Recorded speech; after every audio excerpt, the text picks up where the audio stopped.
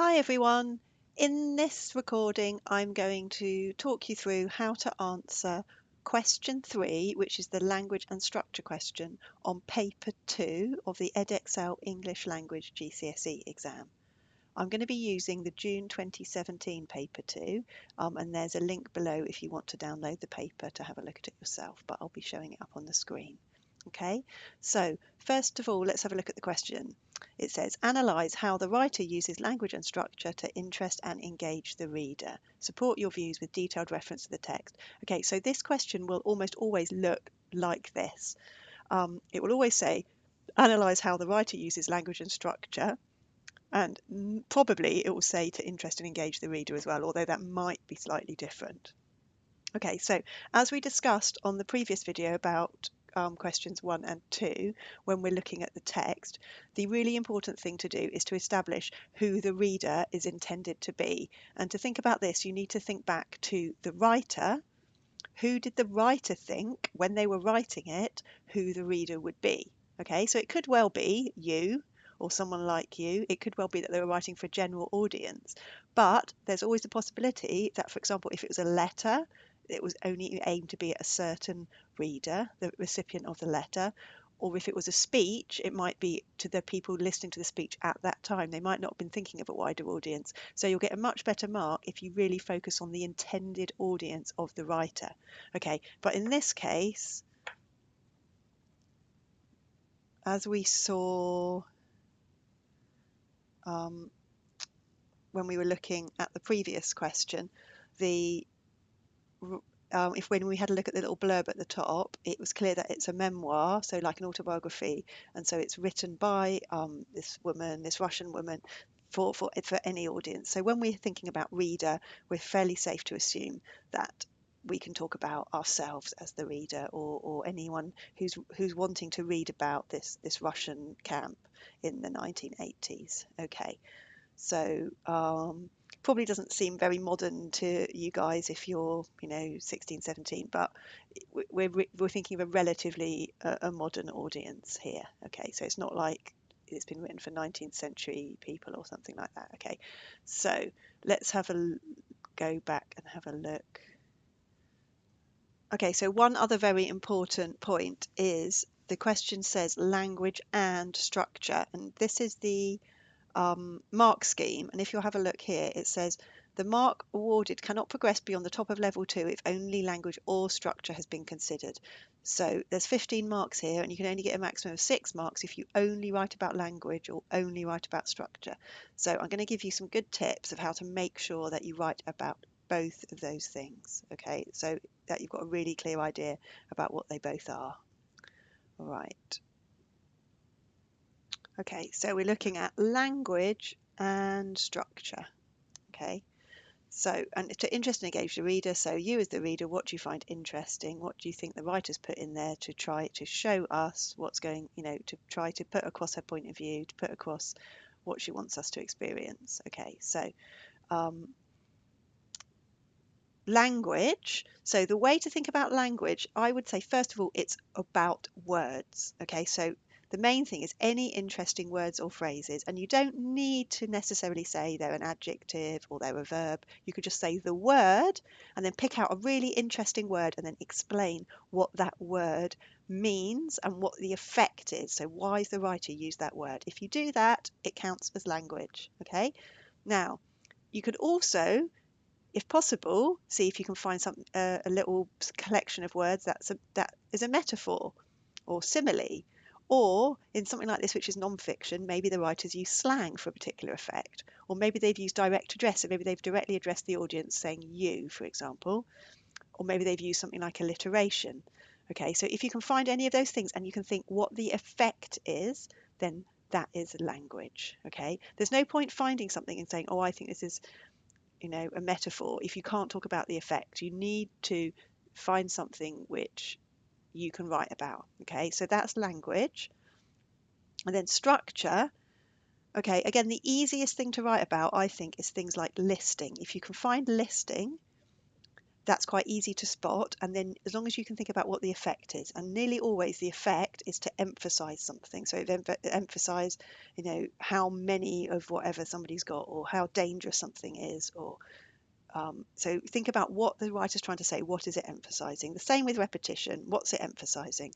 Then long or short sentences. Why are they used as short sentence? What's the effect of it? Are they scared? Are they angry? Long sentence. Is it because they're trying to understand something? They're trying to put a lot of detail in so that they can explain something thoroughly because it's a complicated idea, for example. Okay, so think about why they use the short or long sentence. Punctuation, again, it's quite easy to spot, but you can't really say much about commas or full stops. The writer's put a full stop in to end the sentence. Okay, but so you need to think of something where it's actually an interesting effect. So, for example, an exclamation mark, especially maybe if combined with a short sentence, can be used to emphasize, how surprised somebody is or how angry somebody is. Okay, same for a question mark. Then you can talk about the type of sentence it is. So it's questioning. Why is it questioning? Remember, it's not always a rhetorical question. Sometimes it could be the writer questioning themselves to show that they're confused. So again, think carefully about the effect. A little bit more sophisticated, but it might be there, is something like the order of ideas in the text. For example, is there a flashback?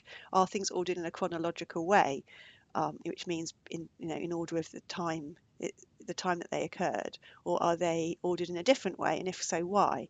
And also, you could think about the tense. Does it change from the past tense to the present tense, for example? And if so, why? Okay, so those are all ideas of structure. So you're not really looking at the individual words, you're looking about the way that those words have been put together and the effect of it. Okay, so remember, you have to think about why they've been used, not just that they have been used. Okay, and then the way that you can write about this, that you need to make sure you get all these elements in. Some people find it handy to use this peel paragraph. So, for example, the writer uses the word blah, blah, blah. So those might combine together. For example, or the writer uses metaphor, for example, and then you put your example there. The effect of this is, now often it's useful to say to emphasize, and then what is it the writer's trying to say? Make sure you explain what the word means, not by just repeating the word, but using a synonym, so using a different word that means the same thing. And then make sure you always link back to the question. How does it interest and engage the reader? Okay. You might also, if you're trying to get an even better answer, develop your explanation on the effect, and you might say, oh, it could also mean this, or some people might suggest that the connotation of this word is. Okay, so this is just the bare bones, but feel free to add stuff to it if you feel it would enhance your answer. Okay, so let's have a quick look at some of the text. So I'm going to scroll slowly through it. Feel free to pause it if you need to, or obviously you may have printed this off yourself. So the difference between question 3 on paper 2 and on paper 1 is that in paper 2 it's the whole text, which is quite good in a way because it means you've got loads and loads of choice. Okay, but make sure you have a look at the whole text because obviously the good bits might be at the end. Okay, so you'll need to be thinking of finding 2 or 3 language bits of quotes, 2 or 3 bits of language and 2 or 3 bits of structure, and then you can choose the best couple out of those. Okay.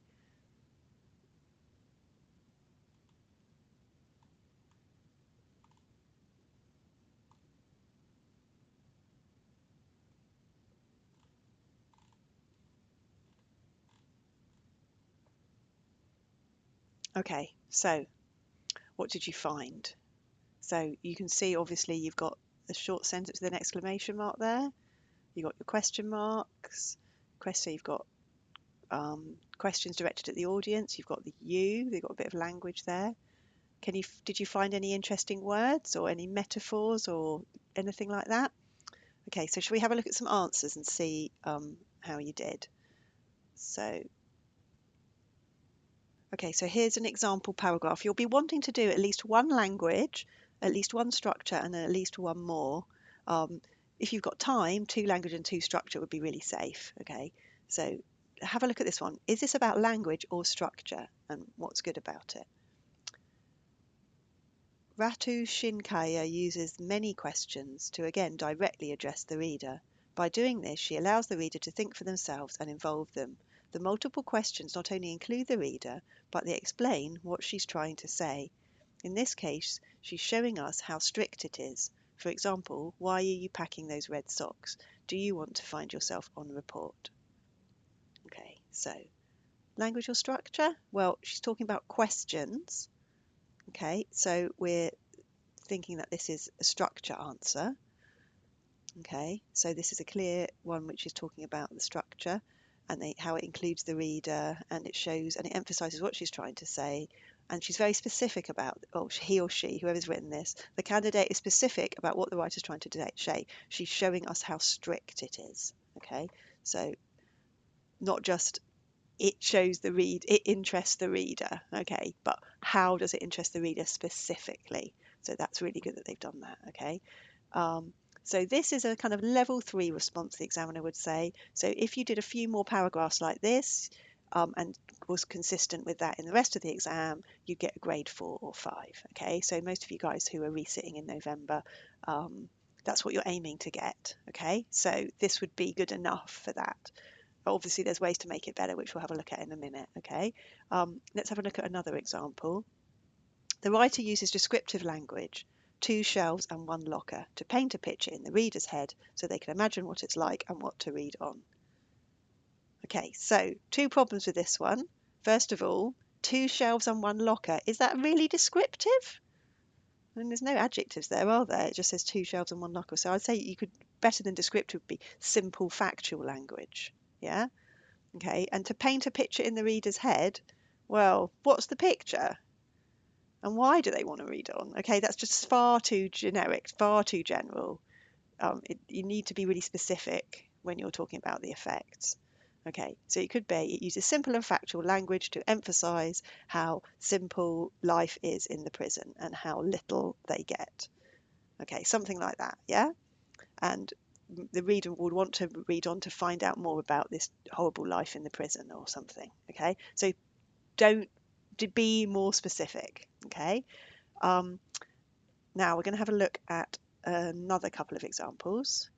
Oh, by the way, that previous example on the descriptive language, or which actually was simple language, that would be language. Okay, right. So now we're going to have another look at one which is similar to the first one we looked at, but maybe answers it to a slightly higher standard. So the writer directly addresses the audience, saying, "My readers." This is done intentionally to engage the reader in the action and add a more personal feel to the extract. This is developed when the author uses imperatives such as "go through your cupboards" and "now take a look." These both involve the reader in what is happening. The first quotation does so by asking the reader to think about what they possess. Okay, so this one actually, I suppose, is a little bit language and a little bit structure, so which you can do. It all depends on your explanation, but you've got the language there with "my readers," yeah, and then imperatives is almost like a structural point, isn't it? But the main thing here is that the way that they've explained it is really explains the effect on the reader and what it makes the reader feel. Okay. And then let's have a look at the next one. Firstly, the use of lists is particularly effective in engaging the reader, as it emphasises and sends home the message of lack of space and possessions, exemplified by letters, tooth powder, clothes, and the like, and by 30 by 30 by 70 centimetres of space. This resonates with the reader due to the surprising absurdity of fitting so much into so little, engaging the reader. Okay, so it's lists, so this is clearly a structural point that they're making.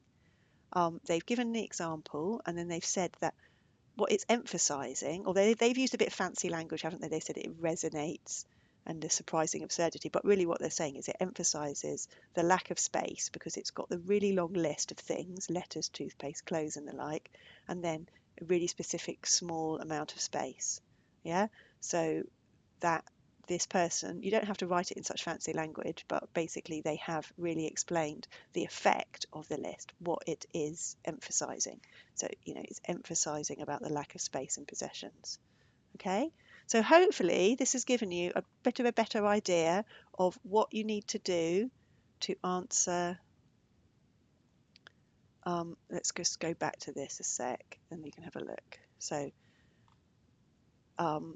Language, make sure you write about at least one word or phrase and talk about what it means and why they've used that word or phrase. Then you'll make sure you've got the marks for language, and then make sure you've used something where you're talking about sentence length, listing, repetition, punctuation, and then you'll get the mark for structure. Now, as we've seen, some paragraphs can have a little bit of both in them, which is fine. As long as you make sure you've got make sure you've really clearly done both in a different paragraph, so that the examiner can really clearly see that you've done language. And the best way to do that is to do that single word analysis, talk about a specific word. Okay, when I was examining this paper, I found, or similar papers, I found that the thing that people most often did was wrote more about structure, and they forgot about the language. So do make sure you do pick out at least one word that you can write about. Okay, so I hope that that was helpful. Look out for the video on the questions 4, 5, 6 and 7.